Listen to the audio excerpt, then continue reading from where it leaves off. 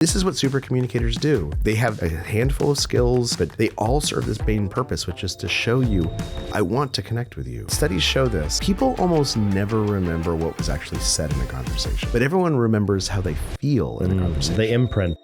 Asking a deep question. A deep question is something that simply asks the other person about their values or their beliefs or their experiences. What are some examples of that? Yeah, so Does that sound like an authentic question though? I mean, The problem I have is that you meet someone and it's clear you don't have a lot in common right away. You're like, oh, I don't, you're in a totally different field than I am. How do you create a real bond with someone? Because I think we all want to have authentic conversations with people. Charles, thank you so much for being on the show. thank you for having me. It's such a delight to be here. I'm so excited about your new book Oh, thank you. because I need help. Oh, okay. I'm not sure I believe you, but tell me. No, so here's the deal. Like, I feel like in settings like this, where you're sitting down with someone and you have a specific defined thing to chat about with a peer or someone that you admire, like it's easier for me. Yeah. But I am always the person, believe it or not, if these lights go off and my wife tries to pull me out to a party or a social function, I'm like, I don't want to go. I can't connect with people.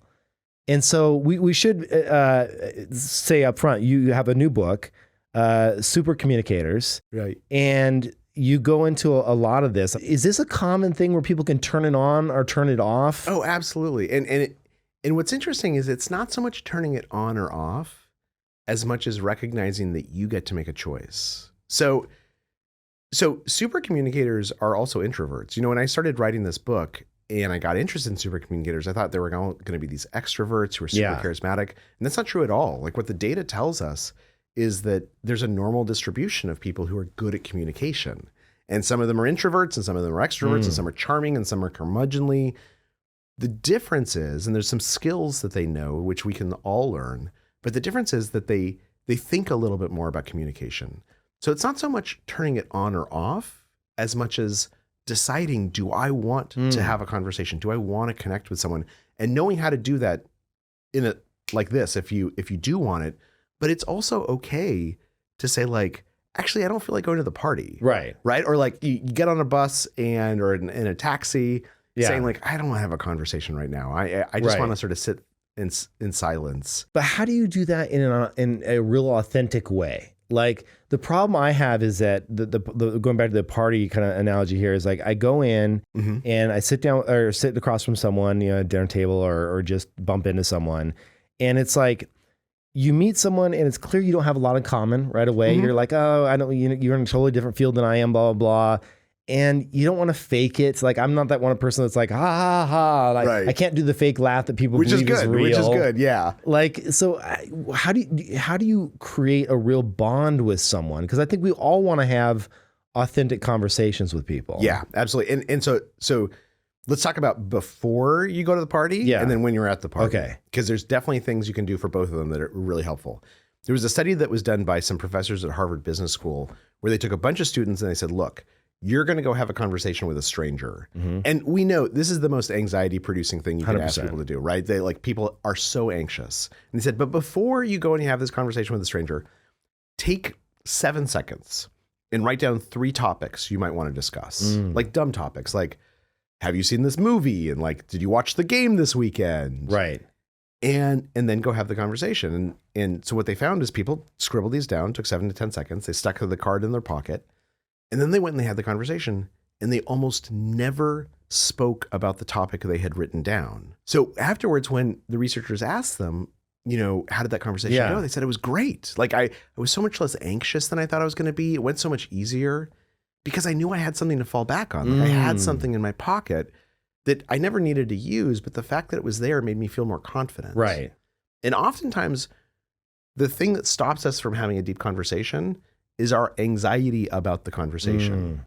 And it's almost always unfounded. Yeah, because you just don't want to go to the weather. That's exactly right. And if I asked you, how many conversations have you had in the last month? The answer would probably be in the hundreds. Right. And if I asked how many of them went poorly, the answer would probably be 0 or 1, right? Yeah. So you're really good at conversation, but sometimes we don't pay attention to how good we are. And so we get anxious before it starts. And that anxiety not only feels bad, but it actually makes it a little bit harder to start, right? Yeah. So, okay, so that's before the conversation. Right. Even just thinking up 3 topics and just saying them to yourself is going to help a lot. And is a bit of that kind of like setting the mood? It's a safety net in a sense. Yeah. Yeah. Okay. Yeah, that's and right. It's, I mean, because the difference between one of your 3 questions being like, my dad just died, I'd like to talk about it, versus, hey, did you see that movie? Like, is Dune 2 cool? Yeah. That's helping you figure out kind of what do I want out of this conversation. Have you seen it, by the way? I saw it last night. Is it good? Are you a fan? I'm a fan. I'm a huge fan. Have you read the books? My wife's the book reader. I'm the moviegoer. Okay. My son loved it, who has not read the books. Okay. As someone who like obsessively read the books when I was a kid. It's always a letdown. I know. Anybody that ever reads a book and then watches the movie is always like, the book's always better. Yeah, but it's definitely worth seeing. You should definitely see it. It's anyway, awesome. Didn't mean to derail us there, but that. Okay, so let's say you do this. You go and you sit down, you're at the dinner table, you're at a party, and you just sit down next to some random person on the couch. Yeah. There is a surefire way to make that conversation go better, and it's asking a deep question. First of all, you should ask questions. People love being asked questions, but some questions are more powerful than others. And when I say this phrase, deep questions, it sounds really intimidating, right? It sounds like you should be like, what do you think about Israel and Palestine? Right. That's not what it is at all. Yeah. A deep question is something that simply asks the other person about their values or their beliefs or their experiences. So what are some examples of that? Yeah. So oftentimes they don't appear like deep questions, right? Yeah. Like your dad was an accountant. Right. If I bumped into him and I learned he was an accountant, I might go, oh, did you always want to be an accountant? Like, is that something like you dreamed of as a kid? Right. Like, or if I bump into someone and they're a lawyer or a doctor asking, oh, what made you decide to go to medical school? Does that sound like an authentic question, though? Yeah, I think so. Because that's actually true. Because if you said to me, interesting. I guess when I hear it out loud, I'm like, I don't think that doesn't feel deep to me. But if you were to ask me, like, how'd you get into podcasting? I'd be like, oh, let me tell you. Of course, Yeah. I've got. Yeah, because it's relevant to me. But it might not seem real when you're saying it, because you might not care why they went to medical school. Or do you try and figure out something you actually care about so you can connect deeper? Do you see what I'm saying? That's even better. But the truth of the matter is, like, you know, if I'm a journalist, right? Yeah. It'd probably be interesting to you to find out why I became a journalist. Yeah, I actually wanted to ask you about interviewing Chamath. Absolutely. Yes. Because I know talk about that. I know that was an interesting piece. But anyway. Yeah, I think it is always authentic. I think that like curiosity is a very human instinct. Yeah. And when we feed into it rather than sort of being, you know, like a little bit like worried about it or ashamed of it, yeah, we really unlock a conversation. And I will say there's this guy, Nick Epley, who's a professor at the University of Chicago who studies deep questions. And he has this thing where he gets on buses and he just sits down next to a stranger, and his goal is to get to someone's hopes and dreams within 3 questions. And usually it only takes 2. Right? What do you do for a living? Oh, I'm a fry cook. Is that Did you always want to be a fry cook? Yeah, but let me ask you about that question, because that one in particular drives me nuts. Like, okay, that is the common go-to. Totally. What do you do for a living, right? Yes. Does that not feel boring to you? Does that not feel like just like, or is that just like acceptable now? So the way to think about deep questions is, I want to ask you not about the facts of your life, but about how you feel about your life. Because that's going to be interesting. That's going to tell me something real about who you are. Now, sometimes I have to start by just asking you a fact. Like, oh, you know, do you live here in this part of town? Yeah, I live here. I'm taking the bus. Oh, what do you like about living here? Like, what's it like? Is it awesome? Right. Like, in many ways, when we start asking people about how they feel about their life, they love to respond. Right. Because it's someone who's saying, like, I want to connect with you. I want to know you. Right. And this is what supercommunicators do. They have a handful of skills that we can talk about, but they all serve this main purpose, which is to show you, I want to connect with you. I want to offer an invitation for us to have a real dialogue, a real connection.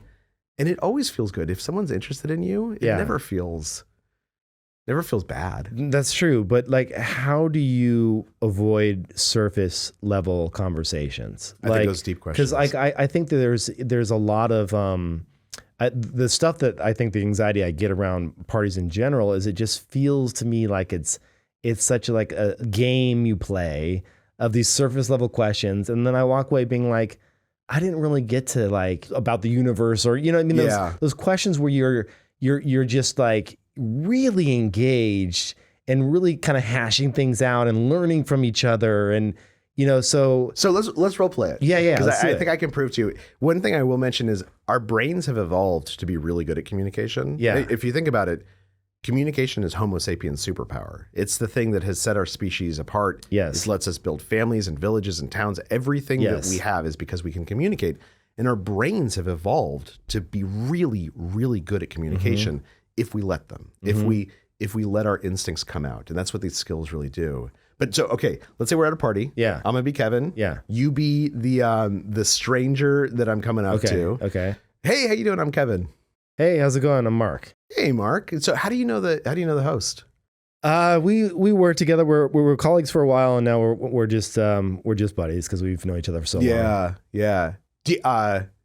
So I know that Mark works at a software company. Are you a software engineer? No, I dabbled, but I just was never good enough in school. So I ended up actually being more on the product side. So I don't actually write software, but I would help kind of create the products, the UI, UX flows, things of that nature. Oh, that's interesting. Wait, do you think, because I have kids, if your schooling had been a little bit different, like, do you think you could have learned engineering or like software programming better? Like what was school like for you? See, I see what you're doing here. This is good. It's good. Yeah. And like once I asked that question. No, it pulls me right in because like you're absolutely right. Well, it feels pretty natural, a learned skill. right? This is because like I don't have that naturally. What you just did. So here's the thing, it's a practice skill. Okay. Our brains make these skills into habits almost immediately because they are designed to be these communication machines. And the way that we build a habit is simply by practicing a little bit. Mm-hmm. So the first time you go to a party and you say to yourself, like, my goal is to ask 3 deep questions of 3 people, right? Mm-hmm. It might feel a little janky, but by the end of that party, the next time you go, it's going to feel super natural. Yeah, it's a muscle you need to build over time. That's exactly right. Okay. And it becomes a habit. And the truth is, even if it feels like a little janky to you, it doesn't feel that way to the other person. Right. They don't know that you're pushing yourself a little bit to put yourself out there. Yeah. It just feels like you're interested in them. Yeah. Okay, trivia of the day. What does MMA fighter Conor McGregor, Tony Hawk, and I have all in common? We are professional athletes at the top of our game. That is not true for me. The only thing we have in common is that we all use cold plunges from plunge.com, and that is why I'm so stoked that they are a sponsor. I've been doing cold training for close to 10 years now, and I have to say nothing has impacted my mood and energy more than a cold plunge. I have more sustained energy throughout the day. I cut down my coffee intake now. I do a single cup of coffee in the morning, first thing in the morning, and then I go directly into the plunge.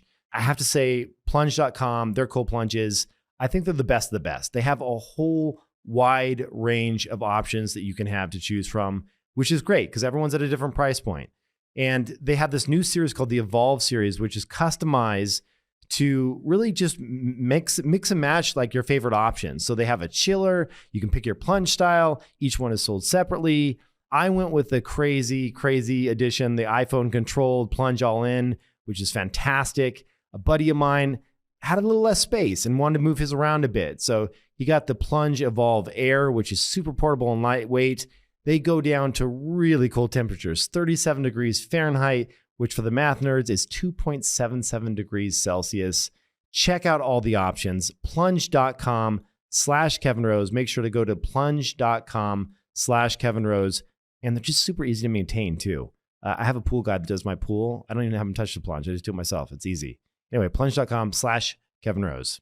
So, I've been a VC for over a decade now. And one of the things that's always kind of like puts my guard up is when I feel that someone's coming at me for monetary gain. Yeah.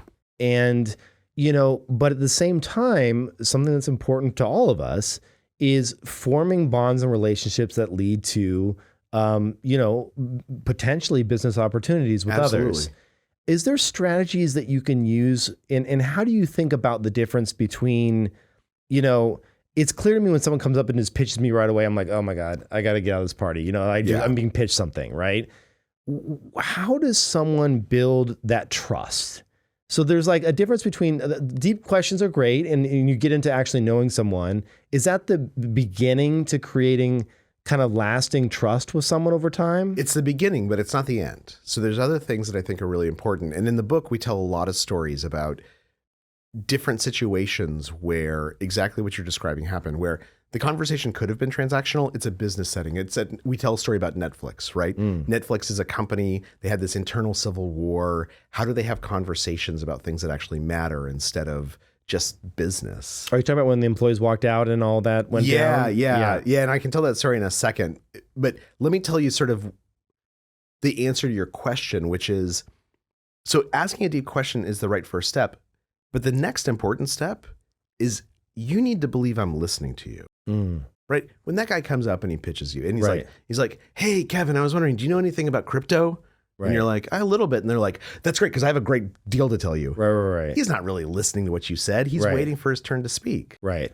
So how do we show that we're listening? How do we prove that we're listening? Yeah. Because oftentimes we can be listening really well and the other person can't recognize it. When you're speaking or I'm speaking, it's so cognitively taxing, we can't actually pay attention to what other people are reacting. Yes. So the key is to show you that I'm listening. Once you stop speaking, I need to prove it to you. And the way I can prove it, in schools, at Harvard and Stanford, and business school and law schools, they teach this method known as looping for understanding, where I might ask you a question, preferably a deep question, listen to what you say, and then I'm going to repeat back in my own words what I heard you say, right? Or I'm going to ask a follow-up question that makes clear I was paying attention, that I'm processing. And then in a very short time bound way, it's not like you're repeating the entire thing that they just said. It's just like, oh, well, so what you're really saying is, or it's little twists like that. And exactly. What I hear you saying is this. And then the third step is ask if you got it right. What I'm hearing you saying is that, like, you have trouble sometimes with small talk, but you're a deep guy and that you want to connect with people. Am I getting that right? Yeah. Interesting. That's fascinating. Right? And it's super inviting. Yeah.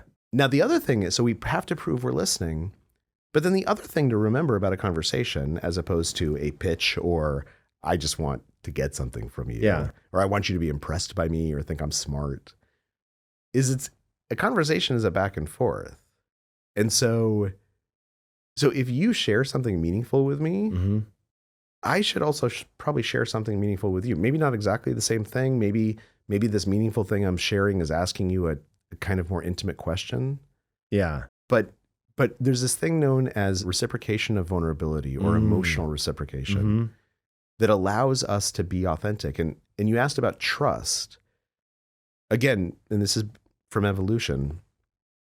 When someone engages in reciprocal vulnerability or reciprocal authenticity, we almost can't help but trust them a little bit more and like them a little bit more. Yes. Because it feels like we have a connection. And so we tend to, we're not necessarily going to buy bonds from them, right? Right. But we tend to say, okay, of all the people, this guy, maybe there's something there and we can investigate it. Right. And so if you tell me something meaningful about growing up, I shouldn't just interrogate. I shouldn't conduct an interview. Right. I should share some things about myself. Right. In a way that doesn't seem like it's just information I could read on your Wikipedia page. Absolutely. Something that is just like something that, feels like, wow, they kind of just like opened up to me, you know, like that type of vulnerability. That's absolutely right. So my father passed away about 7 years ago. Same. Oh yeah? A little longer. What year? It's been 12 years now. So it's been a while. Yeah. Yeah.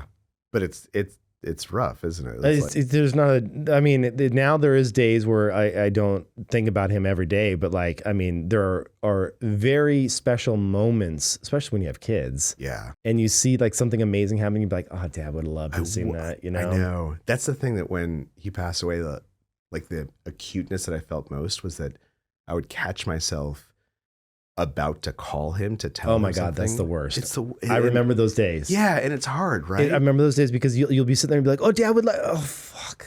It's like, but anyway. So the thing that was a good example of some vulnerable moments. Yeah. And so, I think part of it is that we know what feels real. Oh, I had mentioned my dad passing because I find I actually bring it up, like, not a huge amount, but it was a big thing in my life. Yeah.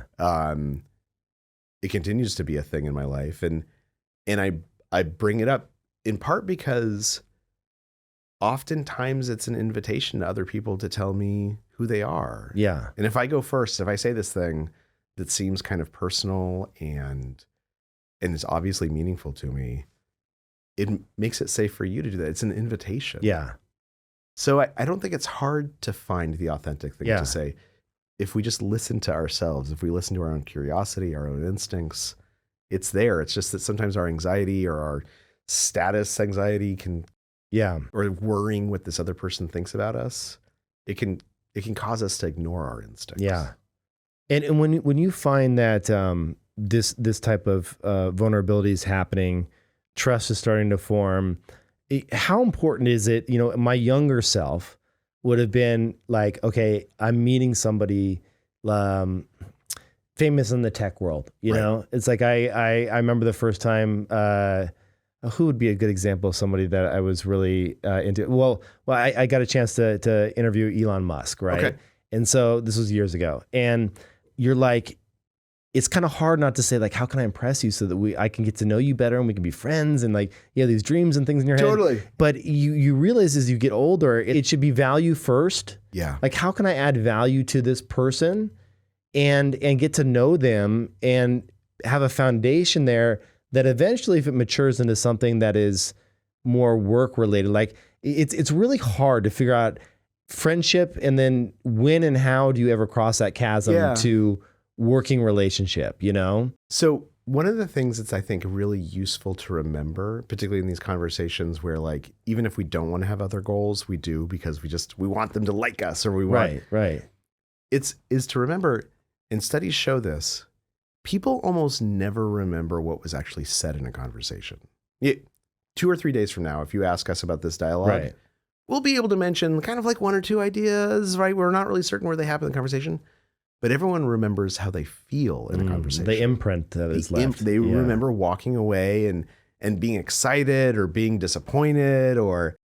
So instead of trying to sort of inundate someone with, hey, here's who I am and here's what's really great about me, if we spend time kind of creating this feeling and engaging with a person, the feeling that we want them to remember, then usually that's the better path forward. So when you're sitting down with Elon or when I'm sitting down with you, it'd be so easy to be like, hey, I know you're into rockets. I want you to know I studied rockets for 4 years. Right.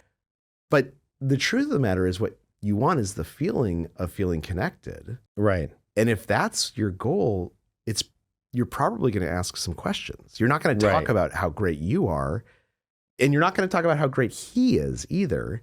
You're going to look for places where you guys have something that connects. Like, I know you have kids and I have kids, and I'm just wondering, like, has it been hard to be an entrepreneur and have kids? Right. And he answers that question. Then you say, the nice thing about deep questions is it's very natural for us to answer our own question.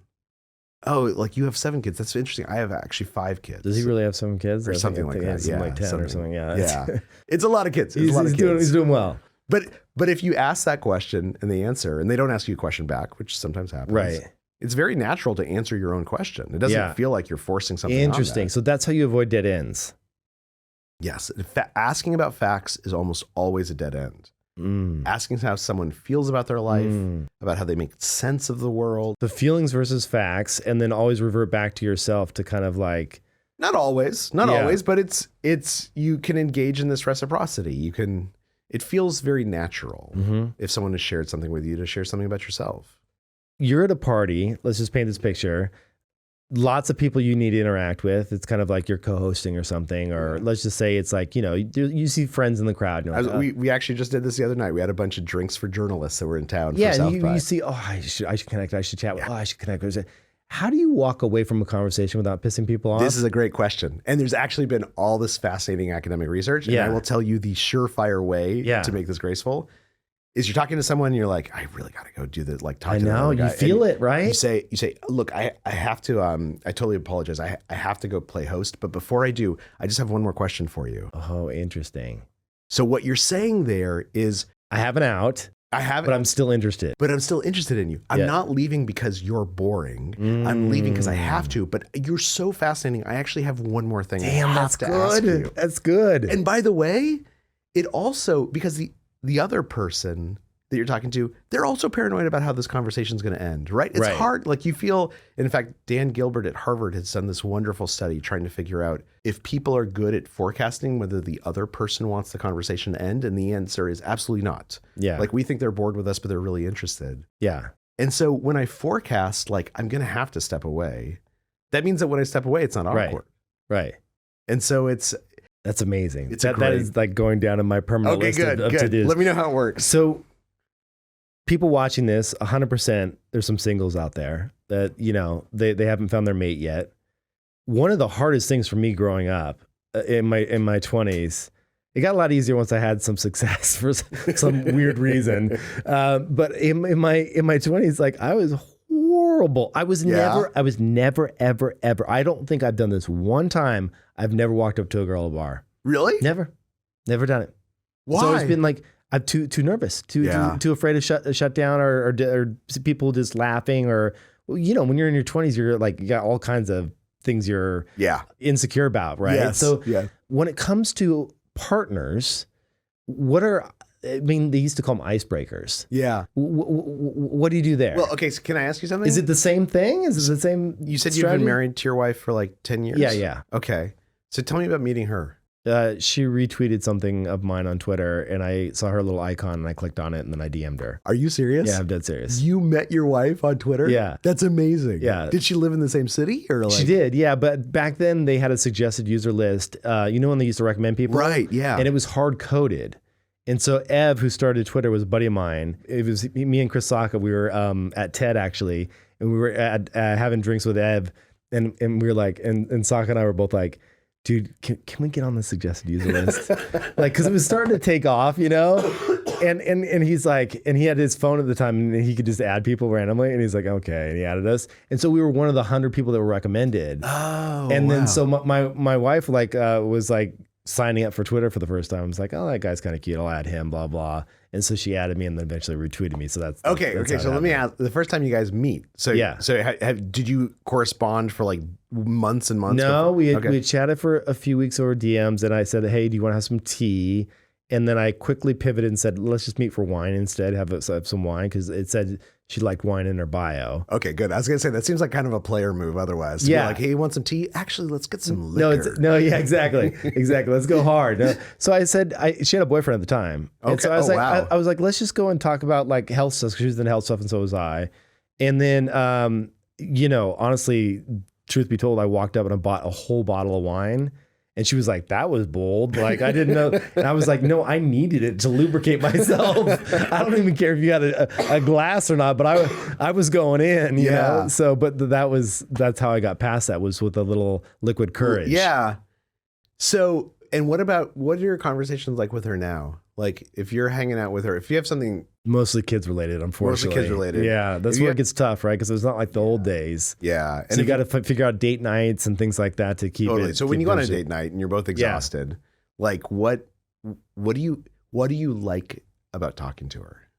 I would say the things that are probably most fun these days is she's really getting into meditation and she's spending a lot of time on herself, like learning how to redefine herself from being a mom, because she got a PhD in neuroscience, so she's very intellectual, and then she went to mom mode full time for years, and so to rediscover who she is in this new chapter of life and to watch her go through that process is just fascinating.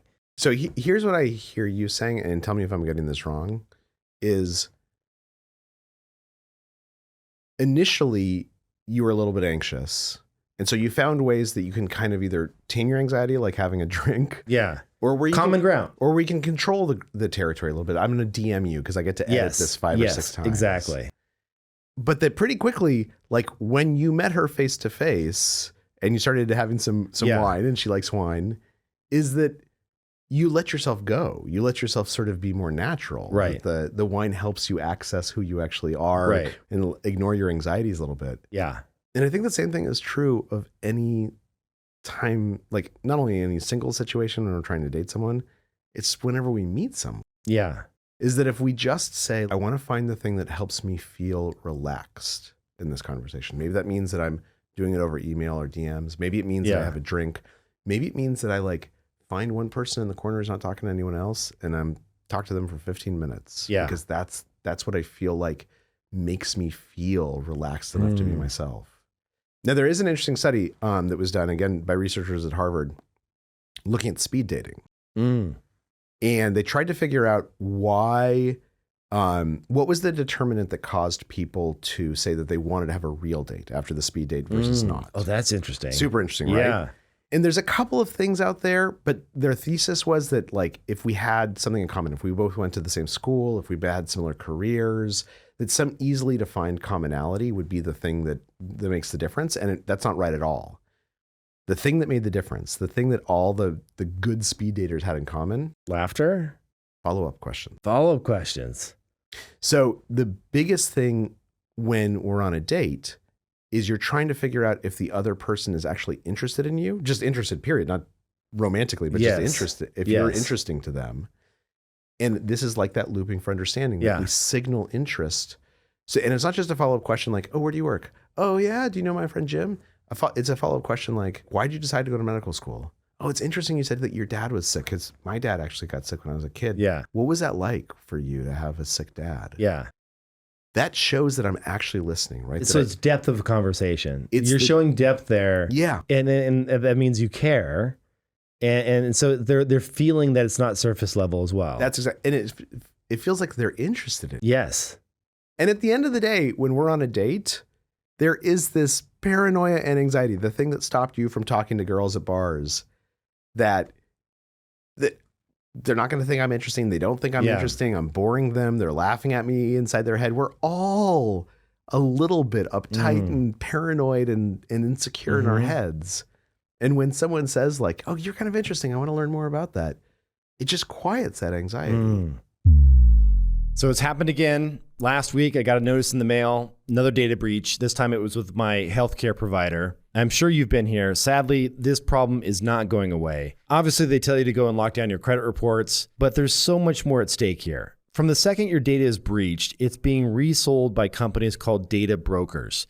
Now, the good news is that as evil as these companies are, they're also companies. So that means that if you take your time to monitor, to find your data, and then you hire a lawyer to send them takedowns, you can have some success.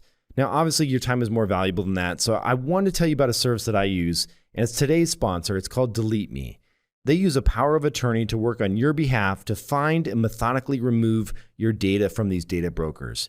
And they are continuously monitoring these sites. There's over 750 of them out there. And they keep removing your data as it shows up, which unfortunately, it constantly does. And recently, Delete Me has expanded their core service, which is the ability to easily extend protection and peace of mind to anyone that you wish to include in your Delete Me account. They have a new area, it's called the Family Account Management, which creates this unified hub for your entire family privacy protection.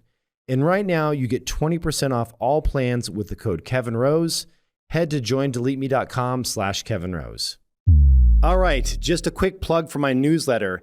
I really don't like email. And so for me, a newsletter is only once a month. I cannot send you any more emails than that. It would drive me crazy if I was on the receiving side of that.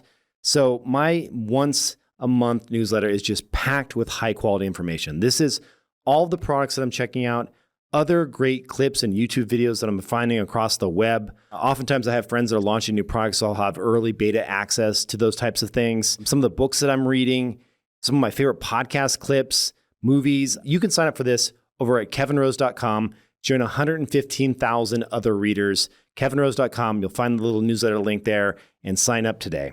What you're saying is like there's conversation that's happening, the back and forth, that the natural play that you have to have between these two people. It's if you can get to that level of depth fairly quickly, because oftentimes these date situations, like bar situations, it's like you've got a shot that is, call it 45 seconds to a minute. Yeah. And then you kind of like, so it's like, can I get to a question where I can ask a follow-up to engage some type of depth on the sooner side? Is that the strategy? And again, like, and we know this from research, you can usually get to someone's hopes and dreams within 3 questions and usually 2. And one thing that's important to note that we haven't talked about is to recognize that there's different kinds of conversations. So one of the things that there's a bunch of things that supercommunicators do really well. They ask 10 to 20 times more questions than the average person. Yeah. That's insane. And a lot of them are questions that you don't even register as a question. It's stuff like, oh, what'd you think about that? Or, oh yeah, what'd you say next? They're invitations. Another thing that they do that's really, really powerful is that supercommunicators tend to match the kind of conversation that's happening. And in general, most conversations fall into one of three buckets. And during a discussion, we'll actually move from bucket to bucket. There's practical conversations where we're talking about plans or vacations or, solving problems together. Then there's emotional conversations where I'm telling you how I'm feeling. Right. I don't want you to solve my feelings. I want you to empathize. This is where I get in trouble, by the way. Yes. This is the wife thing. Yeah. Because you don't know which one of those. What's the third one, by the way? Okay. And the third one is a social conversation where we're talking about how we relate to each other or to society or the social identities that are important to us. I go into problem solving mode. Yeah. And so like my wife will say like, oh, this is happening. I'm like, how is that hard? You could have just done this, this, and this, and this. And she's like, that's not what you're a jerk. You're an asshole. Like, so how do you, maybe I just don't have the, like the gene that lets me know what she's looking for. You definitely have the gene. So how do you determine which one of those three I'm going down? I feel like I'm being trapped all the time. I'm like, shit, I get caught. If you say to yourself, like, before I say anything, I'm just going to try and figure out what kind of conversation's happening here. Yeah. And that'll become a habit. Again, very, very quickly. Once you start to look for what kind of conversation is happening, it will be the most obvious thing on earth. Okay, well, let me ask you a question. Okay. This is the one I would get screwed with all the time. Okay. How does this dress look on me? How do you feel? Well, I don't know. Do you like it? Like, how are you feeling in that dress? Well, I'm asking what you think. I think you look beautiful. Oh, you'd say that no matter what. Absolutely. Absolutely. There is never another right. I think that's probably the age old, like the hardest question to answer. And I will say, so sometimes my wife and I went to this kind of fancy retreat over New Year's. And she was like, here's what I'm thinking of bringing. And she like had all this sort of casual, leisure wear. And I was like, I don't know, this is kind of fancy. Like, maybe you want to bring a dress or something like that. And she was like, no, I didn't actually ask you what I should be bringing. I'm telling you what I'm bringing. And then we got there and I brought some fancy stuff and we got there and everyone else was in their most casual wear. And I was like kind of uptight in my like button down shirt. Yeah. So let me ask you a question. When she said that to you. Can I mention one other thing? Please. Which is, if she said, I don't know if this is fancy or if this is casual, how do I look in this dress? She's signaling that that's actually a practical conversation. She's actually asking you a practical question. Right. But there's a difference there. I'm sorry. No, you're right. There's that little extra couple words. That's the nuance that if you pick up on it, you know which direction to take it. And if you just look for it, right? Yeah. If you just say to yourself, like, what kind of conversation? Like, what does she actually ask? Yeah. So when she said back to you, no, I wasn't asking you how that sounded a little, we're just role playing here. This not probably, but that can feel a little biting. Like feel a little like, ooh, you just threw a sharp elbow my way. Definitely. How do supercommunicators handle conflict? Oh, this is a great question. And I will say with my wife, because we've been together for 20 years. So like when she says that, I laugh. Right. And we know that. So, but you're exactly right. With a stranger, if I was like, I'm not asking you, I'm telling you. Right. Like that's kind of like, okay, dick. Like, now we're gonna have a fist fight. Right. So one of the things that supercommunicators do really well in the book, there's a number of chapters about conflict conversations because these are the hardest ones to have. Yes. And there's two things that supercommunicators do in addition to asking deep questions and proving they're listening, which is critical in a conversation. The first thing that they often do is they recognize that control is an issue in a conflict conversation. When we disagree about something, even if it's just we're friends, but we disagree about politics, it triggers a little bit that fight or flight instinct. Mm-hmm. And my natural reaction, everyone's natural reaction, is to look for something I can control. Like what, and the easiest thing to control is the other person. Is to explain that. To say to them, oh, like, Kevin, you shouldn't have said that. Like, that's like, you felt bad because you said that thing. You shouldn't have felt bad. Like, it's not a big deal. Yeah. Like, I'm trying to control how you feel, right? Or I don't even want to talk about Trump right now. Like, I'm trying to control what we're talking about. Right. I'm trying to control you. Now, we can't extinguish that instinct for control, that craving for it. But what we can do is we can find things we can control together. So let's say you start having a fight with your wife at 2:00 in the morning. Yeah. If you control the environment, you say, look, we're both exhausted. I really want to discuss this. Can we pick this back up at 10 when we've slept a little bit? Yes. We're controlling the environment together. Yes. Or I've used that one, by the way. I'll say like, hey, listen, like you especially in bed, you can say like, let's make bed a conflict-free zone. Exactly. You know, and like you can pick this back up in the morning. That's a good one. And what I love about what you just said is you pose it as an invitation. You didn't mandate it. You weren't trying to control your wife. You were saying, what do you think of that proposal? Yeah. And you're inviting her to cooperate with you in controlling the environment. Another one that's really important is controlling the boundaries of the conflict. So there's this thing in among marriage therapists that's known as kitchen sinking, which is probably the most toxic pattern in a relationship, which is we start fighting about where we're going to go to Thanksgiving, and it becomes a fight about the fact that like your mother hates me and I hate her and we don't have enough money and the kids, I spend more time taking care of the kids than you take. So a fight about one thing becomes a fight about everything. And that is disastrous. Why does that happen? Well, again, I think it's part of trying to control the other person, right? It's that you bring up something that I did wrong, and I say like, oh, like I'm gonna punch back and retaliation. I'm gonna bring up your mom wasn't part of this conversation, but now she is because I know you're sensitive about your mom. Right.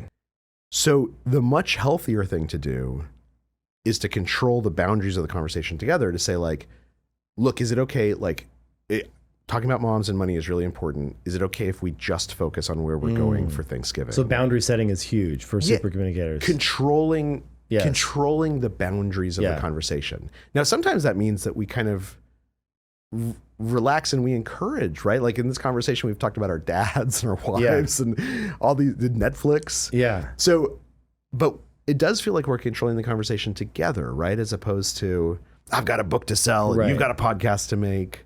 Yeah. And that's important. Yeah, absolutely. I'm really curious when some of the people that I look at, it's so confusing to me how people come to power and yet have such different skill sets. Yeah. And so, like, regardless of how you feel about different left or right or politics, like, I would say that Trump and Obama have very powerful auras and ways of communicating. And, someone like Steve Jobs, completely different. Yeah. Where are they finding their superpowers? And how would someone that's watching this saying, hey, like, how can I find mine? Yeah. So I think two things. The first is the people you just mentioned, they communicate very authentically to themselves. Obama and Trump and Steve Jobs, they communicate very differently. But Trump is Trump, and Obama behaves like Obama, and Steve Jobs behaved like Steve Jobs, which is a little bit different from how he's actually seen. And that authenticity, that telling yourself like, the way I communicate who I am, it's pretty awesome. And it actually is. So like unapologetically you in some sense? I mean, look, I don't like Donald Trump, but look at why people love him so much. He seems so authentic and he is unapologetically himself. Right. And the truth of the matter is, when you say to yourself, like, the way I communicate is awesome and I am awesome, you're actually right. Like, your brain is this amazing product of millions and millions of years of evolution to become such a good communication device. The way you communicate is genuinely awesome. And if you're authentic to this is what's interesting to me, it's going to improve things. Now, the other thing I'll actually mention, because you mentioned Steve Jobs, is so I wrote a series about Apple for the Times a number of years ago. And right after Jobs had died, and I spent a lot of time talking to people who worked with him closely. And our image of Steve Jobs is that he's like a tyrant, or that he like has such strong visions. Yeah. When you talk to people who worked with him, what they talk about is the guy just asked question after question after question after question.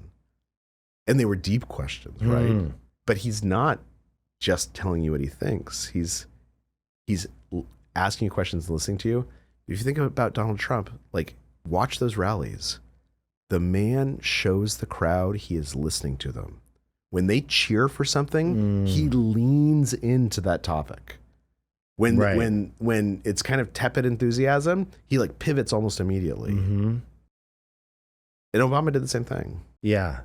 That's fascinating. I hadn't thought about it that way with Trump, because I always think of them as this very like powerful force, but you're right. At the rally level, it's like he reads the room. Yeah. And then feeds into that energy, and that's a multiplier effect on. It's a conversation. It's a conversation between him and the crowd. I'll also say, so I've spent a little bit of time in rooms with Trump post his first election as a journalist. And the thing that you notice that's kind of shocking that doesn't come across at all when he's on TV, he actually asks a lot of questions. Now, he's not actually that interested, I think, in what your answer is. But, he'd come into the New York Times and he'd be like, I'm just wondering, like, why is the Times so mean to me? Why are they always picking on me, right? Yeah. He's asking questions. He understands these skills and these tools of communication. And they are tools, right? Where do you think he picked that up? I mean, I don't know. Maybe Ray Cohen, or like, he's been in real estate his whole life. Like, real estate is a very relationship-based business. Right. And maybe it's just... That's a great point. It's a sales business. It's a sales business. Yeah. And also, like, we know that supercommunicators, often if you ask them where you always go to communication, they almost inevitably say no. They say, I couldn't make friends as a kid. I had to be a peacemaker between my divorced parents. And if there's one thing that I think we could all agree is true of Donald Trump, it's that there is a status anxiety. Communicating is important to him, and so he thinks about it. It might be serving his own interests rather than others, but I don't think he's a man who doesn't think about communication. Yeah. In writing this book, how long a process was this for you? About 3 years. What would you say going into it, your assumptions versus the outcome and what you learned after finishing it? Like, how did your own personal style change? Yeah, that's a really good question. It changed dramatically. I mean, one of the reasons I wrote the book is because I was at the New York Times and they made me a manager. And I was pretty certain I was going to be the most awesome manager on earth, right? Like, I've had lots of managers. I got an MBA from Harvard. You got all the check boxes. I mean, like on paper, I look great. Yeah. And I was fine at like strategy and planning and stuff like that. And I was terrible at communication, and it just screwed everything up. I was a bad manager because your job as a manager is actually to communicate with your employees, right, with your direct reports, your teammates. And people would come and they would bring problems to me, and they would bring how they were feeling to me, and I'd try and solve their emotions, and they'd get pissed off. Right. I wouldn't show people I was listening, so even if I had heard something they said, they would walk away feeling frustrated, like they didn't understand that I had heard them. I've been there, yeah. Yeah. And so that's one of the reasons I started writing the book, is because I was kind of walked away from this experience bewildered, like why? Yeah. So I started calling up all these experts, neuroscientists and psychologists. And what they said was this kind of interesting thing. They said, look, we're living right now through the golden age of understanding communication because of advances in neural imaging and data collection. We know more about what happens in our brains when we communicate than ever before. Mm-hmm. And how it's being received as well. Exactly. And they said, what's interesting is, so in this conversation, as an example, we're not aware of it, but our eyes are dilating at the same rate. Our breath patterns actually match each other. And most importantly, inside our brains, our neural activity is becoming more and more similar. This is known within neuroscience as neural entrainment. And if you think about it, it kind of makes sense, because when I tell you about a feeling or I describe an idea, you a little bit experience that feeling. If it lands, I feel it. Yeah. Like you experience that idea. Yeah. Communication is actually, the goal of it is to achieve this neural entrainment, this neural alignment, where we're having very similar or the same thoughts at the same time. Mm-hmm. And so when they told me that, it made me realize I was focusing on many of the wrong things. I wasn't thinking about, how am I thinking and feeling right now? How are you thinking and feeling right now? How do I match you? How do I invite you to match me?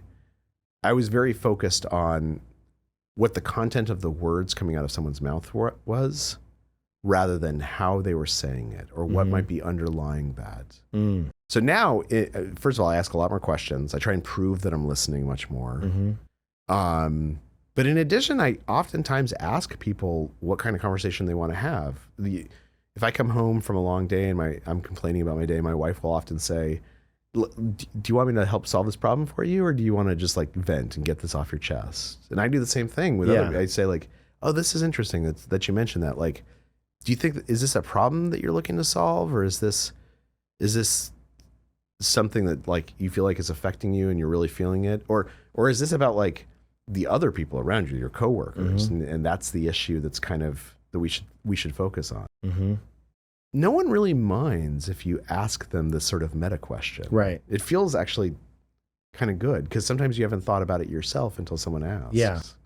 And so that's been a big shift. When you shifted to asking more questions, and I don't know if you were like this before, but like for me, back to the original party analogy, every time I would leave a party, I would feel completely drained.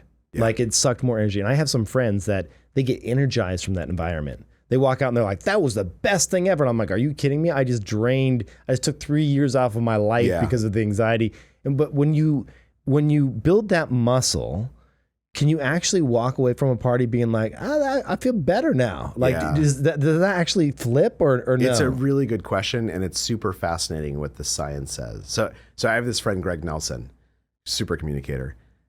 Like you walk into a restaurant, you walk into bodega, but like within 3 or 4 minutes, the guy's talking about the other person's family and stuff like that. And I remember watching Greg and thinking like, where do you get the energy for this, man? Like it's so tiring.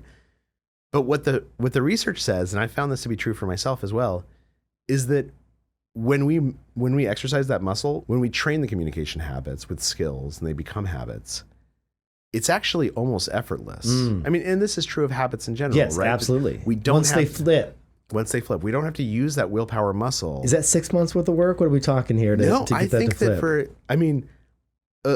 I'll put something out there and you can tell me if this works. I think if you spent literally the next 7 days saying, I want to ask one deep question each day that maybe I wouldn't have asked otherwise, I'll bet you on day 8, you're doing it automatically. You're not even thinking about it. And it feels good. It feels great. That's amazing. It feels so good. Like the reinforcement. You're giving me hope. The habit loop, the reward part of the habit loop is there to like feed back to tell you like our brains crave connection. Yeah. They've evolved to crave connection.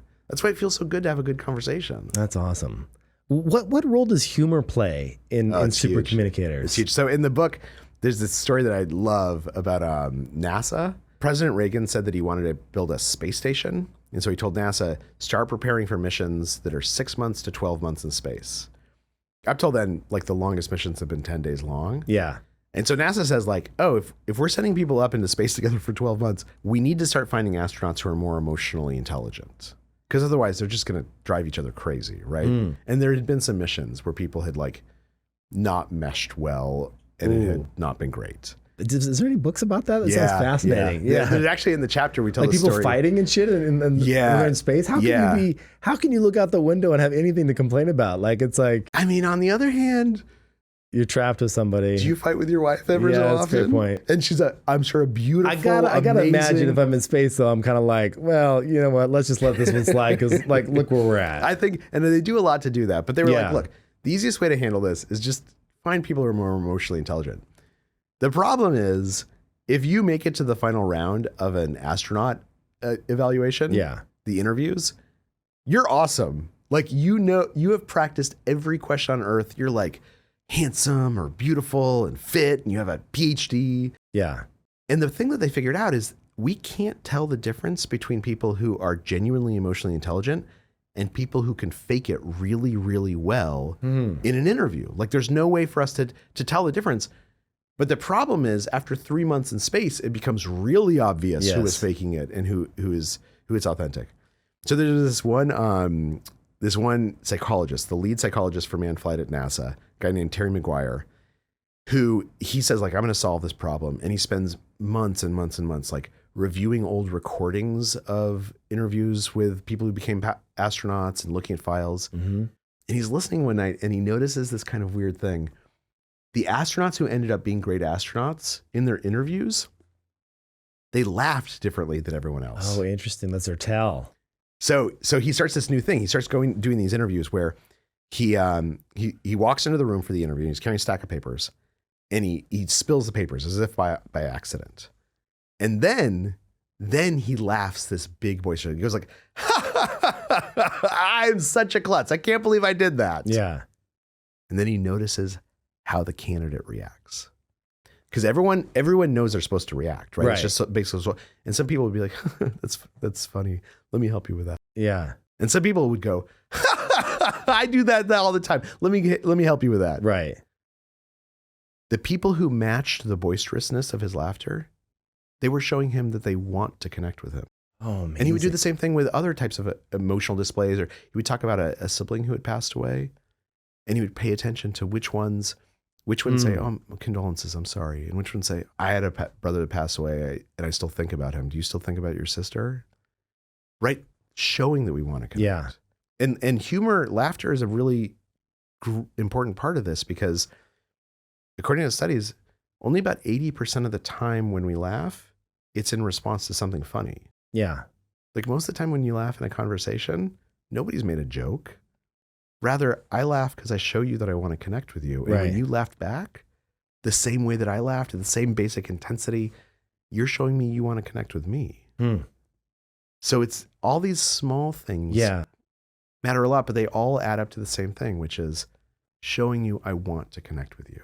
What would you say when you think about people that seem to attract the wrong, type of crowd around them? I have a few kind of girlfriends of mine that will say, I'm always dating the wrong guy. I always fall for the wrong person, the slick person. Because some people are quite good, the snake oil salesman, like at being a quote unquote super communicator, in that they have figured out a con. It's a manipulation. It's a manipulation thing. Yeah. What's the difference between a super communicator and a manipulator, and how can you tell between the two? Yeah. And I should mention, we're talking about different tools of communication, and, an axe is a tool that you can use to build a house, or it's a tool you can use to chop someone's head off. It really has to do with who's carrying the tool and how they're using it.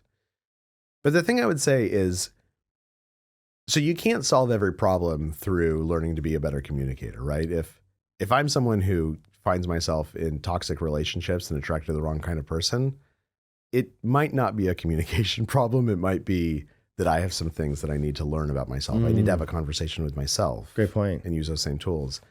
But to your point about this manipulation and conning someone versus what's a real connection. So in addition to evolving to be very, very good at communication, there's a couple of things that our brains have also evolved to be very good at. One of them is detecting inauthenticity. And when you think about it, this makes sense, because in a state of nature, if someone is inauthentic, if they're pretending to be a friend and they're really not, it's incredibly dangerous. Yeah. So our brains have become very, very good at detecting inauthenticity. And one of my favorite examples of this is there's this experiment done where researchers asked friends to laugh together, and they would tape it. And then they had strangers come together and laugh together, or pretend to be laughing together. And then they would cut the tapes down and they would play 1 second clips. And listeners with 90% accuracy could tell the difference between the friends and the strangers. Right. Just based on how they were laughing. Yeah. So we're really good at picking up on inauthenticity if we allow ourselves to. But that means that we sometimes have to listen to ourselves and let ourselves use that instinct. And I think sometimes when people fall into cons, like there's some wonderful books about con men, they actually know it's a con, but they convince themselves that they're getting something from it that's valuable. And then over time, it becomes more and more destructive. Right. Or your friend who keeps saying like, I know I'm dating the wrong kind of guy. She knows that this guy is talking to her because he wants to get into bed with her or something like that. Right. It's not that she doesn't know that. It's that she's choosing to ignore what her instincts are telling her. And then there might be a slight sense of hope that maybe this one's different. Maybe this one's different. Yeah. Maybe. But a lot of what we're talking about is what are the skills and the tools to be able to listen to our instincts better? Yeah. And part of that is saying, I want to listen to my instincts better. Yeah. That that guy doesn't look interesting and that guy with the Ferrari looks really interesting.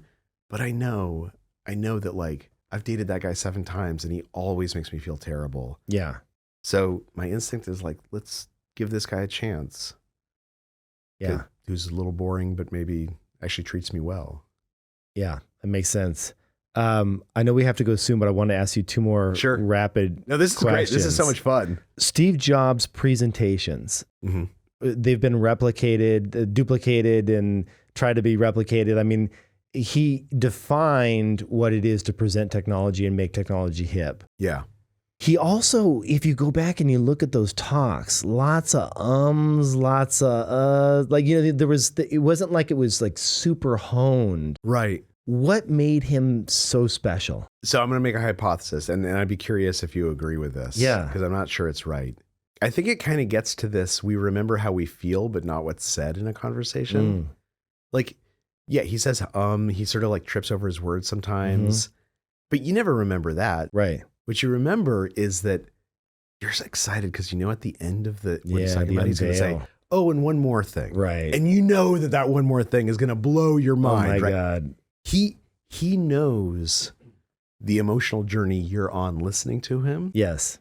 And he's having that he's matching that emotional conversation. Yeah. Now, he might not be saying anything emotional, but his pacing, his seriousness, the fact that he's holding the best thing back and then he's pretending like it's just one more thing. Yeah. He's having an emotional conversation with you. Yeah.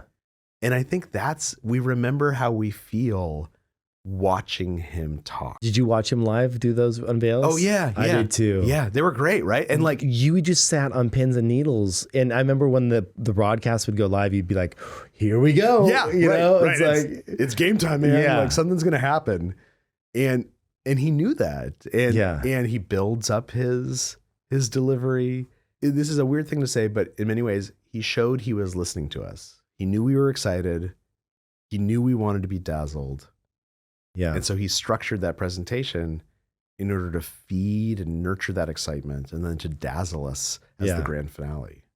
And there was just something about always the predictability of even what he wore. He was like this like cult-like figure that I don't know how he crossed that chasm, but it was just amazing to watch. I feel very lucky to be alive during that time. Well, so I talked to someone about the black turtlenecks on stage, and they told me, and again, I didn't verify this with Jobs or anyone in his family. They told me that when they first started doing presentations, he was so because initially he didn't wear the black turtleneck. It became a thing that he'd get like super uptight about and worried about like wearing the right clothes and what message does it send. And so at some point, just as an anxiety fighting technique, he just said like, I'm going to wear one thing every single time I go up on a stage. And it's going to be the simplest thing that I can find. Because that way, one less thing to think about. One less thing to think about. One less thing to get anxious about. One less thing to worry about. Yeah. And then it became a trademark. So this thing that was essentially Hallmark a soothing tool for himself becomes something that becomes emblematic of him. Yeah. That's amazing. I want to walk people through before we wrap up the chapters in your book. Okay. I'd love for you to tell us when someone picks up this book, what they can expect to walk away from, start to finish, the types of stories that you're telling, and is your hope that when someone finishes this book, they'll be armed with strategies to walk me through it. So, and I'll say the way that I love to write books and the books I love to read are filled with stories. So there's a lot of stories in this book. There's stories about CIA officers recruiting overseas spies that almost failed. That were almost disastrous. Yeah, that was a cool story. Yeah. Juries, like what happens inside a jury room, how do they come together? There's a really interesting story about this experiment where they brought together gun control advocates and gun rights activists and tried to figure out how to help them hear each other. But we start by explaining those 3 conversations: the practical, the emotional, and the social. And then there's slightly different rules and slightly different skills for each one. And so there's 3 sections of the book where we talk about each kind of conversation. And what I try and do, the reason explain things through stories is because if I told you an idea, you might remember the idea for a day or two. Right. But if I can embed the idea in a story, you'll remember it much 100%. longer. Yeah. And so the idea is that we try and introduce these skills and these tools, looping for understanding, asking deep questions. We didn't really talk much about the social conversation, but in a social conversation, oftentimes acknowledging differences is much more important than acknowledging similarities. So I teach these rules, and then at the end of each section, there's basically kind of like 2 or 3 pages that say, look, here's how to use this. Like, here's how to use these ideas. If you need to write something down on a card and put it on the wall, like, this is what you can write down to remind you of what we just learned together. Mm-hmm. And my biggest hope is that people read the book and they walk away feeling like they can connect with people. I mean, we're living through a weird time, right? Like, yeah. Politics. Oh my God, it's so tech, polarizing. No one's listening to anyone. They're just screaming at each other. They're just screaming it. And the truth of the matter is, like, nobody wants to fight with their neighbor. Right. Like whatever political sign you have on your lawn, like, I don't want to like talk about that every time we see each other. Like, I want to be able to talk about it at the school down the street, or like our kids playing together. We want to connect with each other. Well, it's also hindering progress too, right? Absolutely. Because there's no solutions that are coming out of just screaming. No. And if you think about America, like, we have always been strongest when we have conversations with people that we disagree with, right? The Constitutional Convention were people who hated each other arguing all day long and then sitting down to write a constitution together. Like, they knew how to have those conversations. They knew. That's been lost though. I think it's been dampened. And we used to teach communication in schools. Yeah. So, like, when our parents went to school, they probably took something like home ec or interpersonal relations or something like that. And as schools got more technical, those fell out. But what I really hope is that people read the book and they say, like, the next time I'm going to go to that party, like, I know exactly what I'm going to do. And actually, I've done it 3 times already and it worked every single time. Yeah. And I'm not even going to think about it. It's just going to happen automatically. And I'm going to meet someone.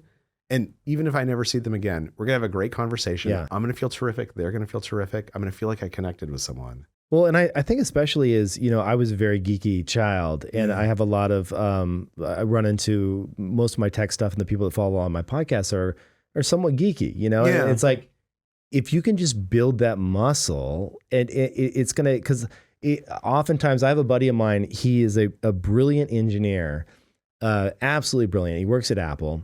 And one of the reasons why he loves Apple is they will allow you to progress in salary as if you were a manager, but opting out of management. Oh, interesting. So you can still stay an engineer and make management type pay being like a tenured, like senior engineer. That's there. So smart. It's so smart because for him, he's like, I can't do the communication thing with people. Yeah. I'm just good at this. And I want to stay. Now, I don't know that that's helping him in other facets of life, but like, I love this book because it's a way to actually finally allow people to say, hey, it doesn't have to be the way it's always been. Yeah. There's a muscle to be built here, and there's strategies that you can take to actually become a better communicator. And there's science that undergirds it. Like, the number of papers that have come out explaining communication in the last decade is astronomical. They're so impressive. We've learned so much. And most people don't know it because we don't read academic papers. Right. And even if you do, they're kind of boring, and it's hard to ChatGPT to do that for me now. Yeah. Exactly. But these lessons are really, these insights are really powerful. Yeah. And so that's, I hope to share them with folks. Supercommunicators, you can get it on Amazon, everywhere else. Do you want to direct people to a website at all? Well, actually what I would say is, so my email address is charles@charlesduhigg.com. And it's on my website. If you go to charlesduhigg.com, it's there.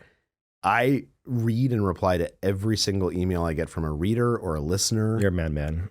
Well, and part of it is that, like, if someone takes the time to show they want to connect with me, like, I want to connect back. And sometimes they just send a note that's like, hey, I love the book, thanks. And I just write back, thanks, right? Like, do you have templates saved? Be honest. Yeah. So I have an assistant who helps me. Okay, there you go. There you go. Yeah. So I was like, there's something, because this is going to give you thousands of emails. I mean, because what happens is that oftentimes the same question comes up again and again and again. So those are the templates. Is that like, here's the research, the paragraph that explains where to go to learn more about this.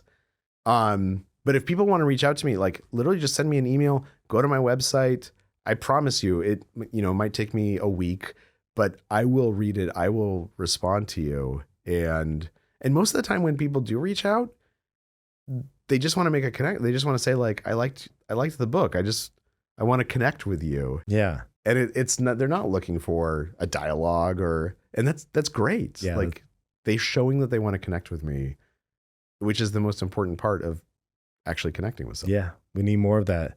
Well, Charles, thank you so much for being on the show. Thanks for having me. This was so much fun. I appreciate it. I wish I'd asked you more questions. I feel like there's all this stuff I want to ask you about. I mean, I think you have a hard stop here. We got to get going. Yeah, but can we do this again sometime? Yeah, absolutely. I love it. We'll switch places. Sounds good. I want to ask you all about being a VC. I'm into it. It sounds great. All right. Well, thanks for being on. Thank you.